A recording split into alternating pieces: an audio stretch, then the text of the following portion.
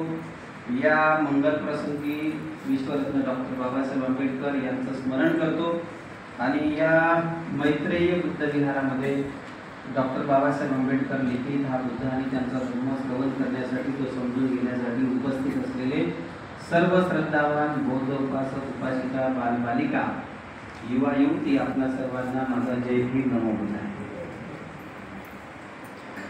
काल आपण ब्रह्मसभापतीनं जी काही विनंती केलेली होती बुद्धांना त्याच्याबद्दलची माहिती समजून घेतलेली होती आणि ब्रह्मसभापती जो आहे त्या ब्रह्मसभापतीनं बुद्धाला असं म्हटलं की पर्वताच्या म्हणजे प्रज्ञेच्या पर्वताच्या शिखरावर जाऊन तुम्ही जर पाहिलं तर तुम्हाला असं लक्षात येईल की माणसं ही दुःखी आहेत आणि या दुःख माणसाला तुम्ही मार्ग दाखवलाच पाहिजे असं त्याचं म्हणणं होतं।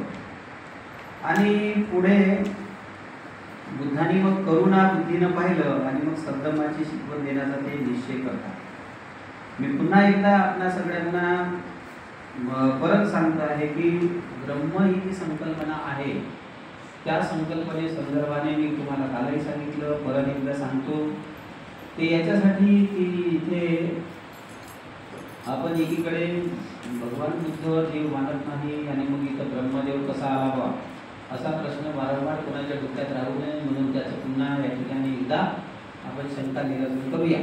काय आहे की या ठिकाणी काल सांगितल्याप्रमाणे जे ब्रह्मविहार आहे, जे ब्रह्मविहार कोणते सांगितले आठवते?